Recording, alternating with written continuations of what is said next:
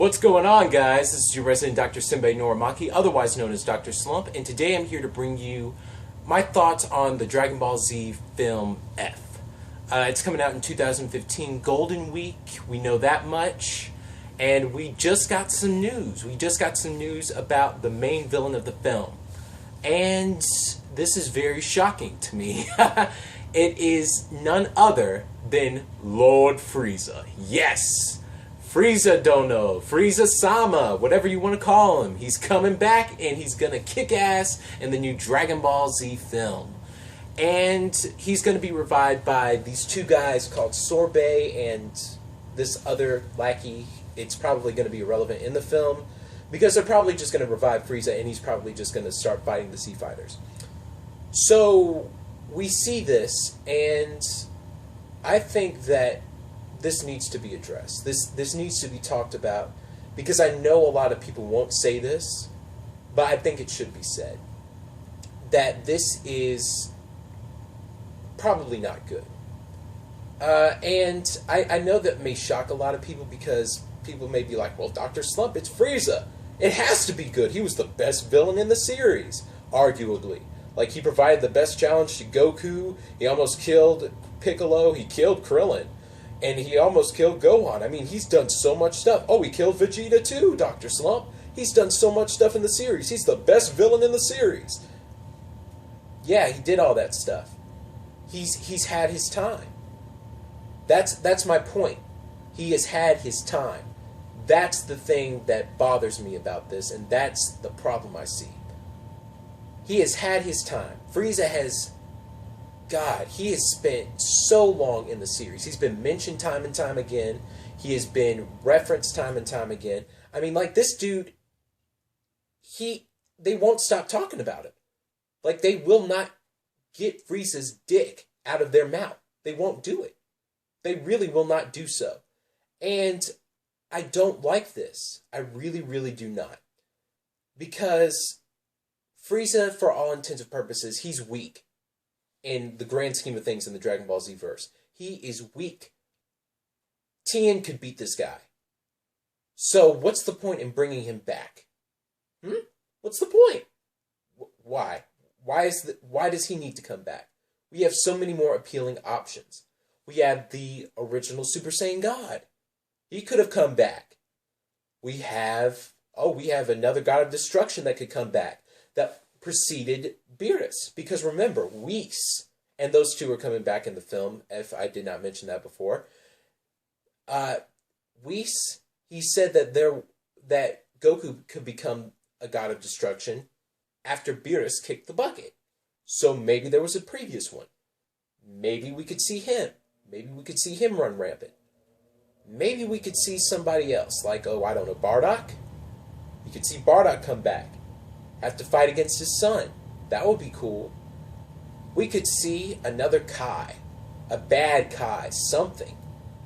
We could see any one of those things. But no. We gotta bring back Frieza.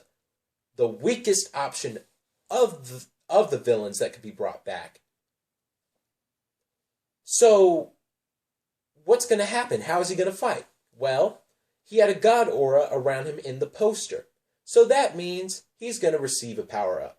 And the power-up's going to be complete BS. Why? Because he is so weak right now, what could possibly give him that power?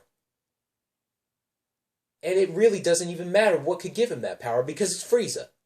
Like, we don't need to see him. That's the point of this. We don't need to see Frieza come back.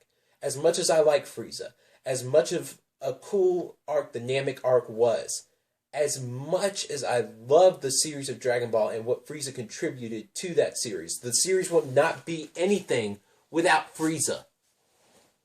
He does not need to come back in this film. We have moved past him. We have evolved. We went from a Pikachu to a Raichu. We mega evolved after that with Beerus. We are okay. We don't need him to come back. It feels recycled. It feels tasteless. It feels like he's not putting any effort in, Akira Toriyama. He's not putting any effort into this film. He is bringing back a villain we have already seen before fight at his maximum power and beyond with Mecha Frieza. We've seen his father. We've seen everybody. Why him? And his father is stronger than him, so why Frieza? Why him?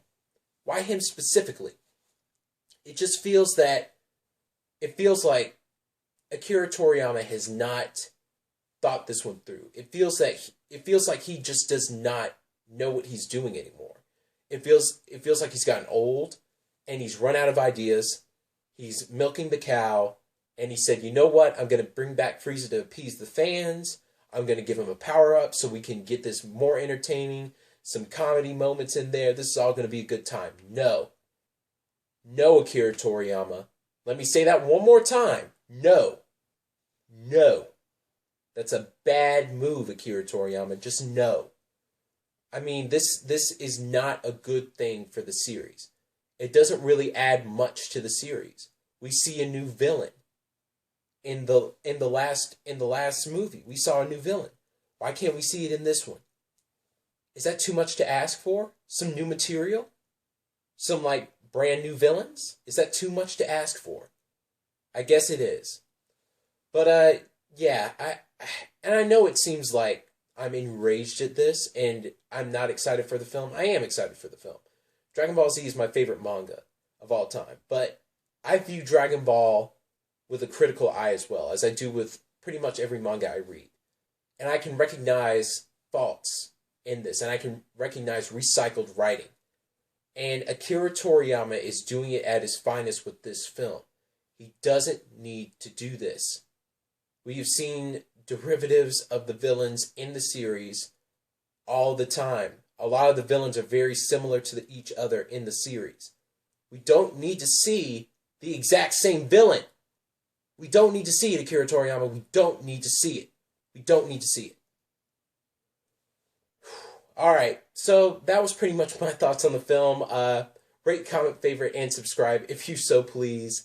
And I'll catch you guys later. Peace. Have a great day.